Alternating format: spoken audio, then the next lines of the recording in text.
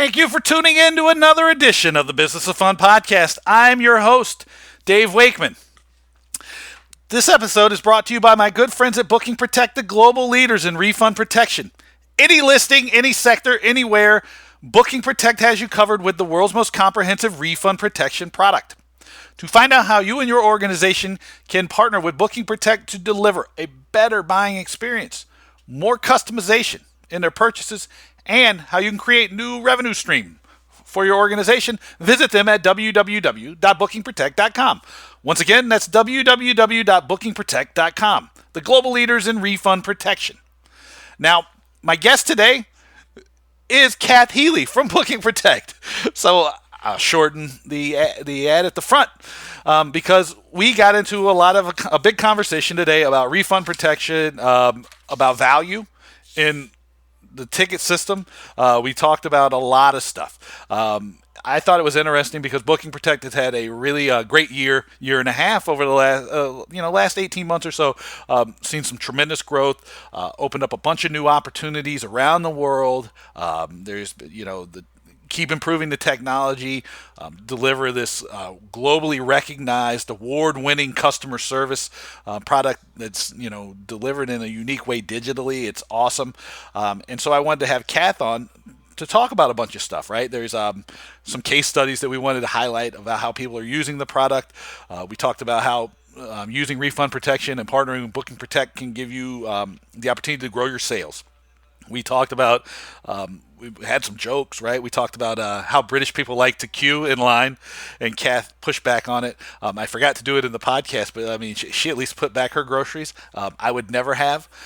We talked about some of the value that offering people options and customization in their purchase path can create for you. We talked about the marketing value of refund protection and how as a person that's designing an experience for a customer, you have to recognize that you are not your customer and that your customer is not going to have the same experiences, the same information, the same knowledge about the customer journey as you might. And that it's important to understand what that means and why that matters. We talked about a whole lot of stuff. So I hope you enjoy this conversation I had with Cath Healy from Booking Protect on the Business of Fun podcast. I want to welcome my friend Cath from Booking Protect to the Business of Fun podcast. Cath, what's happening? Oh, well, hanging out here in the UK, it's absolutely raining down like most British summers do. But lovely to speak to you, Dave. Yes. I figure we should probably get the what would be the British term for this? Let the baby, not throw the baby out with the bathwater. That's an American thing to not throw out the good with the bad. Your team beat mine in the Champions League final, so go ahead, rag me, bring it on. Bring it on. If you're going to choose to support a British team, it should be one in red, not white. And the one with the greatest history in Europe is Liverpool FC. So big shout out to the Scousers out there. You better watch out, though. Simon's going to be mad. The boss is going to be mad. Look, it's pretty bad when my boss is cheering on Liverpool when her team is Man United, just so that we can beat Spurs. That's all it is. Oh man, the football banter that goes back and forth between us is pretty great. So, and since I hadn't had a chance to talk to you since the Champions League final, I figured I'd let you rag me on the podcast. I figured it was a totally appropriate thing. But thank you for doing this. I wanted to have you on because I haven't had the opportunity to have you on yet. I've had Cath on. But there's been a lot of exciting stuff happening at Booking Protect, and there's a lot of really great new examples and partners and a whole lot of stuff to talk about. And I wanted to spend a few minutes talking about that because it goes without saying that I'm a big fan of yours and Cath and Simon's and everybody at Booking Protect. So let's talk about some refund protection and how it helps people. Well, that's what we're here for. Refund protection. I'm not really a salesperson. I think I was saying this to you before, Dave, and yet this is probably the easiest product anyone could sell in the world, because it does so many different things for people and it doesn't cost them anything.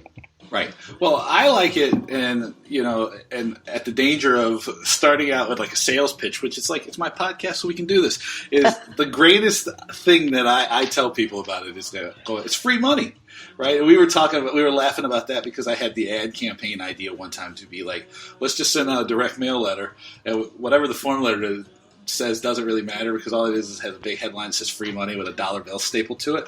But it is really free money for the venues and the people that partner. And I know that people hear that all the time when we do the ad at the start of the podcast. But can you explain a little bit to us exactly what the free money means to people and like what that looks like for people, so that it doesn't sound like just marketing BS from me? Yeah, I mean, basically, this is a product that attaches in the box office area of your system, and you sell it at the same time as your tickets. The customer gets to choose to throw it in the basket or not to protect what they're purchasing. And for that, you basically retain a big chunk of it as commission. So you win, we win. The customer wins because they get added protection for their non-refundable tickets. So it's win-win-win, really. Yeah, and the important thing here, right, is as far as like the non-refundable ticket, because that's become a big issue. I was at the FTC here in DC the other day for a hearing about online ticket sales practices, and one of the big bugs is that like, oh, well, people can't exchange their tickets, they can't get refunds on the tickets if they can't go, so if you're restricting the use of the tickets, all of these things. Before we got on the podcast here, we were also talking about how last year the weather was really, really, it was problematic for a lot of people. There was the beast from the east. There was a lot of blizzards in the U.S. There was like kind of weather challenges all over the world. I know that I know that the Booking Protect product is the most comprehensive one anywhere in the world. And we talked about weather and we talked about refunding tickets. But can you tell me a few of the examples that maybe don't get covered by other people, so you can put a little meat on the bones of what comprehensive means for people? Because I think this is important, because people are really challenged with like knowing whether or not to make some of these purchases so far in advance. Yeah, I mean, the product actually helps encourage people to buy their tickets further in advance than if they don't add this product on, mainly because they've got all this added security that they're going to be able to claim a refund. And in terms of like the weather, yeah, you're absolutely right. Last year, oh my gosh, I mean, the beast from the east basically caused the UK to grind to a halt. We're not really geared up for bad weather particularly, even though we love our rain. And I remember being at a conference in March, and clients that had been working with us in parts of the UK where weather's probably an issue, such as Aberdeen, came up to us and were like, oh my gosh, thank God we were working with you, because we had so many people who came to us looking for refunds, not because the event was cancelled. The events actually went on, but people kind of looked out their windows, saw a foot of snow and just went, oh, I don't want to travel out in that. I don't want to go to the event. It's going to be too difficult to attend. The trains have been cancelled, or the motorway shut. I just don't want to go. And the clients that we were working with were able to say, have you bought Booking Protect? Have you popped that in your basket? And if you have, give them get online, submit your claim. And in that time, I mean, we dealt with something like 60,000 claims over that period, which is a phenomenal number. But in terms of feedback, we were getting fabulous feedback from the venues that we work with, and also from the customers that we dealt with, because they really got to see the value of their protection. And let me jump in there too, because I think this is a point that we should highlight, was the fact that Simon went ahead and actually authorized everybody to start giving refunds before the event, kind of even got in front of the weather system a little bit to help relieve some of that stress. And I think that's important, because that doesn't always happen. Yeah, I mean, we like to work with our partners to develop long-term relationships with them. So we're always looking at ways to make this as simple as possible for the customer, as well as for our clients that we're working with. And a big part of that is being proactive. So it's kind of trying to anticipate problems before they arise so that we got a solution in place that means it's almost like seamless. When we sign on new clients, we often say initially, when you get used to the product, it'll bed in, because it's all new to your team, and you'll get the questions about it from customers. But then after the initial few weeks, it should just operate in the background. You should hear next to nothing about it, because we'll be dealing with the refunds and everybody just gets into that groove. So in terms of obviously Simon kind of looking at the weather and how it was going to impact us, it was very much a case of, look, if this customer lives anywhere where there's likely to be a weather warning, and they apply to us for a refund, we'll just move to the next step and just get them dealt with. So, which I think it just shows how proactive and how much we engage with our customers and try to look after their customers in exchange as well. Well, I think that's important, right? And this is one of the things that's always appealed to me about, Booking Protect and Simon, is that the idea of customer service and looking after the customers is really just like the central theme of everything that the company does and Simon thinks about. And it's really refreshing, because I think we're surrounded by an environment where great customer service shouldn't be taken for granted, or can't be taken for granted, because most of the time, let's be honest, poor customer service seems to be the norm in a lot of places.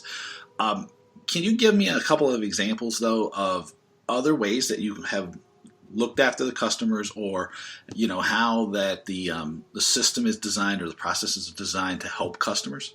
Well, we totally redesigned our refund approach, which was basically we built a portal on our website, which is designed to almost pre-populate an awful lot of the information. So again, the customer sets themselves up, and then it'll ask them some questions. And then if they can upload their supporting document, it goes through to the team and it gets authorised. Job done really quickly. If at the first point of contact they've got everything they need, that claim will get settled within 48 hours.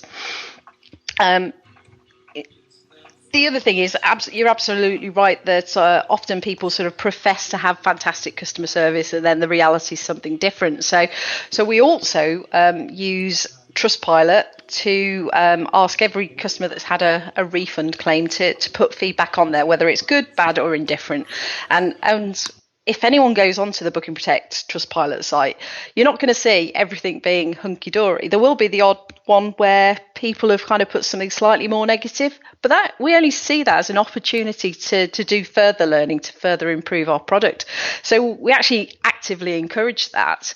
And in terms of our rating, we're probably the only company that truly in this field uses something like Trustpilot to get that kind of feedback. So we're very transparent about it. And so far, I think our current score is 9.4 out of 10, which is rated 5-star excellent. We got well over 1,000 reviews on there, coming up for 2,000 reviews, I think. So, it's a real important part of our culture, so much so that the team of refund claims handlers who are in-house team, we don't outsource that. It doesn't go off to some telephone company in the outer reaches of Mongolia. It's dealt with by the team in our Leeds office, and they're incentivized to use their common sense and to deal with people fairly. So that's what we do. Yeah, and isn't it still true that each person has a individual handling their account? The claim doesn't go off into the void, and then they just wait. Hopefully, miraculously, their claim is approved, right? I mean, because I know I just had to use the refund protection on my a flight with my family, and it was like you just send all that stuff in, and you're just like going, I guess I'll hear at some point. I hope it's there. Fingers crossed. Yes, exactly right. Toes crossed. Hold it up and see which way the wind's blowing, sort of thing. I mean, that's why we use the portal, because from a sort of data security point of view, it's a lot more secure. It was built by people who built Bangrade systems. And also it has a workflow system in it. So if you log on, create yourself an account, a notification goes through to the team, it gets allocated to one of the team members there, and that becomes their claim. They go in, they look at what you've presented, send a message back, whether it's, yay, it's been authorised, or whether we need some more information, or whether they actually haven't even provided the information that we need. And basically the customer gets that kind of contact quite regularly. They get a notification that there's been activity, so they go back in and so on and so forth. There's also a live chat facility that we introduce so that while the team are in the office, if you go on to live chat, you can have a proper conversation via live chat with somebody, a real person, not a chat bot or something. So we try to make it as simple as possible. But whilst we're a technology company, and that's how we try to drive people through our portal, we do recognise that we work with some clients who have customers of a slightly more less technological desire. They might have limitations in terms of access to the internet or computers or something along those lines. So we do work with people who prefer a slightly more old school approach. And if our clients contact us, the team will go on the phone and give them a call and chat them through the process and help them every step of the way if they can. Yeah, and I think that's an important point because it's I know that a lot of times whenever I'm talking with somebody or even when I'm talking about the product on the podcast or if I'm doing any of these things, that I talk about how important all of these things are, right? Like, so it's like peace of mind, right? Because of the on sale dates for a lot of the shows or a lot of holidays take place earlier and earlier than ever before. This example that you just used of getting on the phone with people and, hand holding them through the process if need be is important. Where else do people find value from, partnering with Booking Protect, and offering refund protection? Or, how does it help them accelerate or grow their sales a little bit more? A big part of it is the confidence that that you're not just taking out a ticket, that if something happens, if life gets in the way, you're going to struggle to get that refunded. Now, one of the things that people often say to me as an objection is often that we already do a ticket exchange, or if someone comes to us within 48 hours of the event, we can move it to a different performance. And I say that's all well and good. That's great. That's good for those customers that come to you. But one thing that you're not considering is the silent majority, which are the people who will have taken out a non-refundable ticket and actually read the terms and conditions that say it's non-refundable.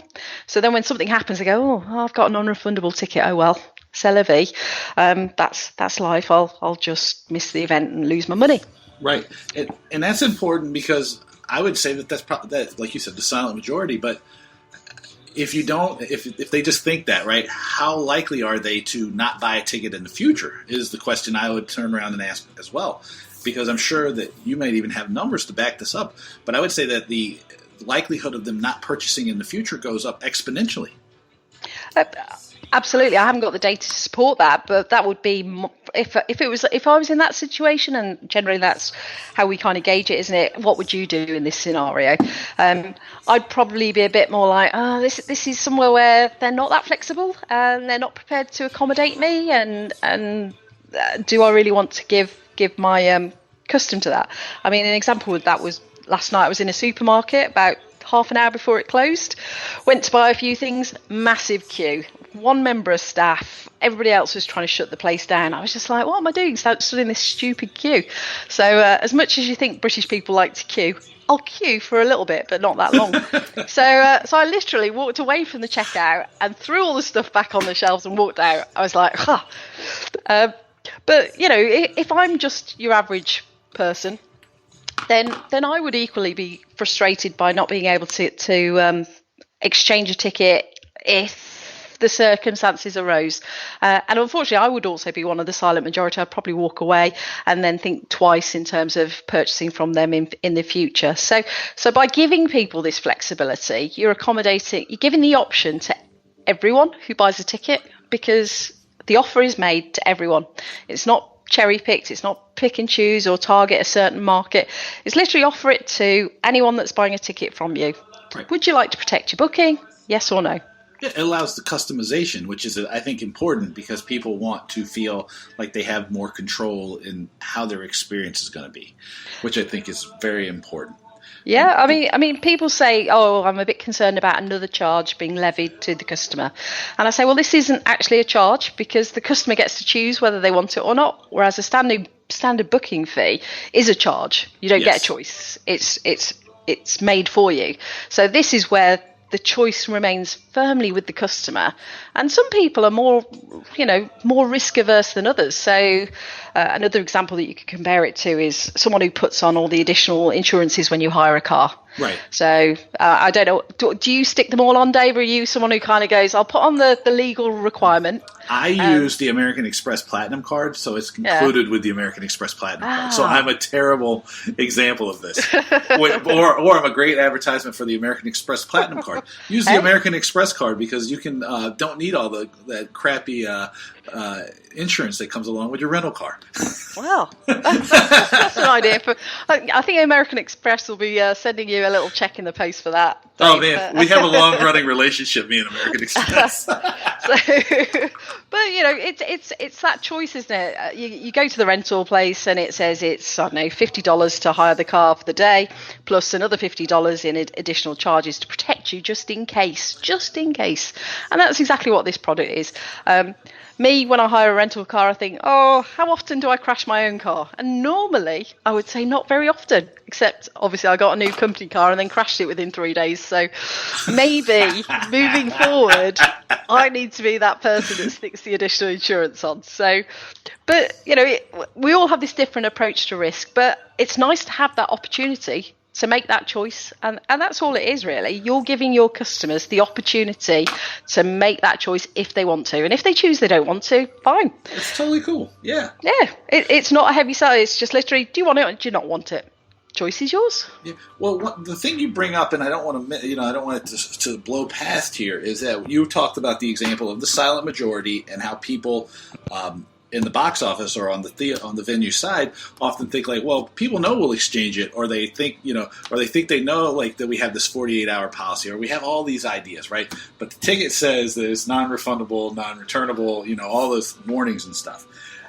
One of the challenges it seems like that you have to overcome, or that like a lot of people have to overcome, is helping the venues, right, in your case, overcome the idea that they're not their market, right? And what they take as common knowledge is not common knowledge to the average ticket buyer. So that like when they're designing the experience, they can't necessarily design it for the people that they assume know and are knowledgeable about the experience. They have to design it for the person who doesn't necessarily go to a lot of shows, who doesn't have a lot of experience buying tickets or having things canceled, and design it for them because their level of apprehension is going to be much greater, and the likelihood that they will be either turned on or turned off by difficulties in the process of buying a ticket, going to a show, or not going to a show is greater. Or am I wrong? No, I completely agree with you. And I mean, it is often a barrier for people venues choosing to activate the product because they believe there's no desire or no demand for this type of product, and that's based on their own experiences. And yet your experiences will be different to my experiences, will be different to AN others' experience. So to design processes that you think will work for your customers, that's all well and good, but how do you know that works for your customers? So in some respects, putting the onus back onto the customers to have the opportunity to choose is a far better way of sort of trying to understand your customers, because as they say, the truth of the pudding's in the eating, isn't it? So because this is such an easy product to activate, once it's on, our clients remain totally in control of when it's offered. They can switch it off if they want to, but ultimately, turn it on, see how it works. If it works brilliantly, I'm going to suggest that it will work because that's my experience from dealing with clients. If you don't like it once it's been up and running, you can always turn it back off. But generally, most people don't, because they see it as suddenly that it does give that customer the added value, and equally it becomes an additional revenue stream for them. So, No, you say it. You say it as well as I do. I think the funny story that for me is always like Simon will make a joke out of it. He goes, "Well, once they turn it on, they never turn it off, do they?" That's true. And I mean, I could spend a year trying to liaising with a potential client to get them to go live, let's say, for example. And we were chatting before, and I mentioned one of our clients. I'll leave him nameless, but he came up to me at a conference, sidled up to me, and was a bit like, yeah, I know I've been dragging my heels about switching you on, and I finally got around to doing it. I saw this event. I thought, I'll turn it on for that. It's only a little event, so we'll try you out on this little event. And I didn't really think anyone would actually buy the product, and then they did. And I was a bit surprised. I was really surprised. In fact, I kind of regret not turning this on much earlier now. And that's often the experience of people where there's been quite a bit of resistance because, again, they hear that thing, if a deal's too good to be true, it must be. There's got to be a catch somewhere. And when they finally get over that hump and actually activate it, they're still totally in control of it, but they get to see it and see whether their customers actually want it. And if the customers ultimately are the kings, and if they're choosing to pop it in their basket, then if you've been delaying for months and months and months, that's money that's literally evaporated that you could have generated in commission. Right. So I always think it's from my perspective, I would go, I can't see any costs attached to this. I can't see any real downside. Let's turn it on and see how it performs. And that's what I would recommend most people do. Just switch it on, have a look, see how it goes. If you don't like it, you can always turn it off. But I'm going to tell you now, you probably won't. Right, and you bring up a point, right? It's commission, and it's free money. I like the free money idea, because even like some of the case studies that I've seen, right, where it was smaller venues, right, and they'll still be like, oh, a conservative estimate is that they're maybe missing out on $1,000 a month or so, right? Which $1,000 a month, that's $12,000 a year, can have a tremendous impact on your business, right? Like $12,000 a year can finance an improvement in the customer experience. It can be an investment in that you use to make different marketing decisions that might help generate even more revenue.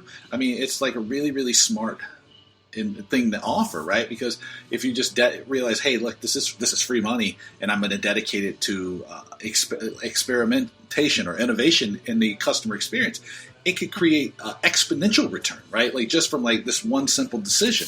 It's unbelievably powerful the way that the opportunities this creates. Absolutely. And I mean, a lot of the clients I deal with are in the art sector, but this is a product that can be attached to anywhere where you're selling tickets. You can attach Booking Protect.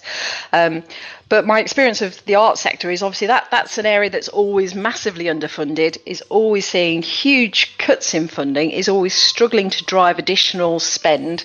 And sort of, the revenue potential of something like this, even for a very small venue, can make such a huge difference for them.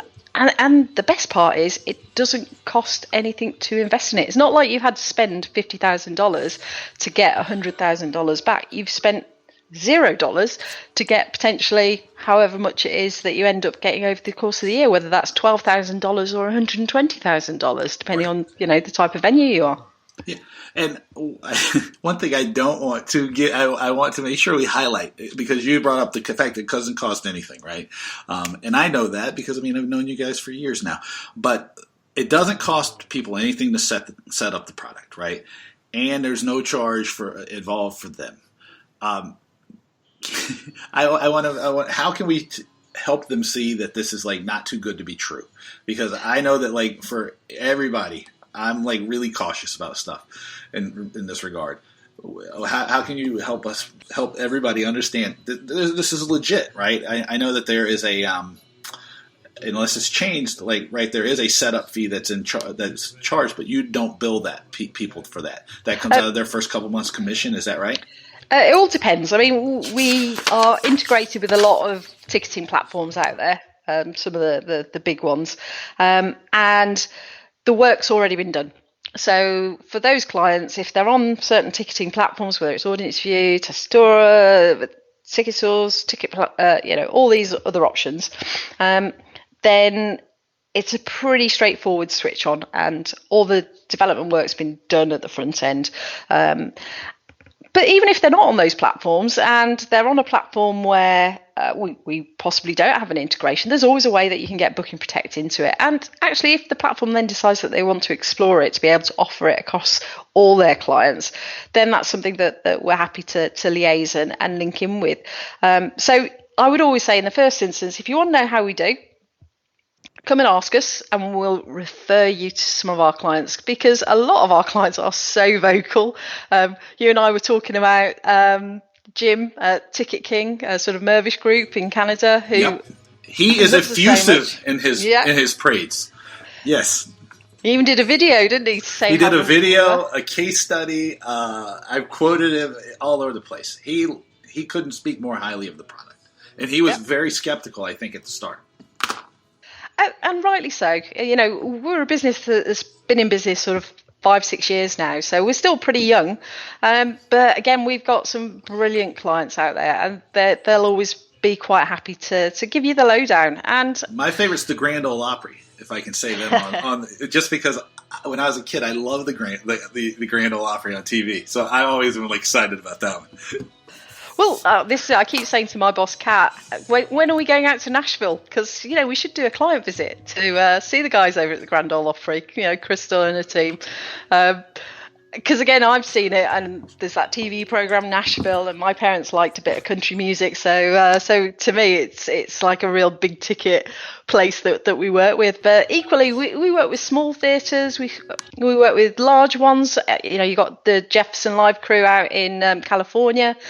Got the SHN team in San Francisco. In the University London. of Tennessee is a big one in for football and sports. And I saw those in Toronto a couple of months ago, and those guys, girls and guys like to party hard, I have to say. So big shout out to those guys. I like to say y'all. That captures both guys and girls. I try to get better at that. Yeah, I mean, it truly is. I know that this does sound like a commercial a little bit, but it is such a great product, you know. And I do really, really encourage people to check it out, because I know that, you know, one of the podcasts that's going to come up after yours is with Robin Cantrell-Finnick, and we were talking about commercialization. And I know how tight in most of these places the budgets are, and having an opportunity to create a new stream of revenue is incredibly important, right? It is incredibly, you know, it's just essential that people rethink the way that they're making money. So offering them something that allows them to customize what they're doing and, you know, have peace of mind, it's just wise, I think. Yeah, absolutely. I mean, you know, you take the words from my mouth as well, Dave, because we're good like that. It really is it's a product there that's available to people, and honestly, if they want to know anything more about it, they just need to come and ask us. And as I said, we've got nothing to hide. You can trawl the internet and check out Booking Protect on Trustpilot, see what you know, the end user, the people who have actually had to make the refunds, say about us. So and for anything to get sort of 9.4 out of 10 on Trustpilot, you've got to be doing a pretty darn fine job there. So that's from the end user. And as I said, we're happy to point people in the direction of customers, clients, where they can chat freely about it. You know, we'll just point them in their direction. We won't even say, can you please say something nice about us? We'll just point them in the direction and leave them to do it. So as I said, we've got nothing to hide. Yeah, no, I think that's a strong endorsement, is when you just say, you talk to everybody, here's a whole list of people, you talk to them, and I don't even want to be in the middle of the conversation, because I trust the work that we do so well. How can people connect with you on the internet? They can go to our website, for starters, bookingprotect.com. There's an option there. If you want to work with us, just click that or send us an email, and then we'll get straight back in touch with you. Or you can check me out. I'm sure Dave would hand out my email address, cath.healy at bookingprotect.com. That's Cath with a C. Make note of that. Yeah. So CATH Healy, Healy, at bookingprotect.com. That's it. Nice and easy. I have to coach Cath through the selling yourself process at the end of the podcast here. Or reach out on LinkedIn. I'm on LinkedIn. Lots of different ways you can get a hold of us. Okay, great. Well, hey, Cath, thank you for doing this. I appreciate it. No problem at all, Dave. Always good to chat to you.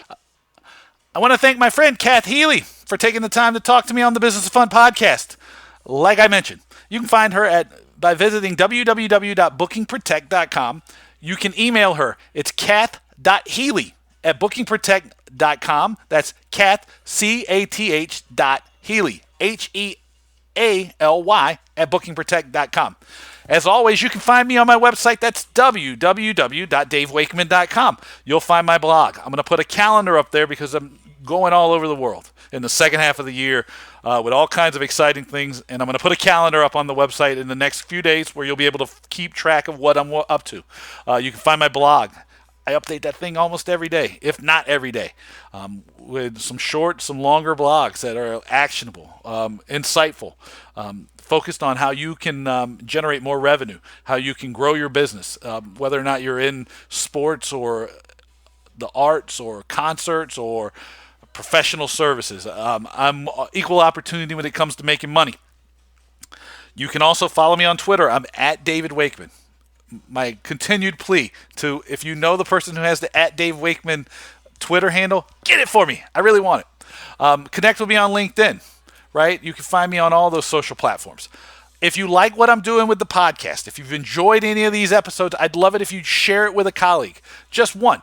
It helps grow the audience. It helps make sure people are aware of it. It helps make sure that I continue to deliver great content and great interviews like I have recently, like today with Cath, or recently with Patrick Ryan from Eventellect, Tony Knopp from Ticket Manager, Jacob Lausen from FC Copenhagen. I got some really great content coming up over the next couple months built around my still secret trip to Australia.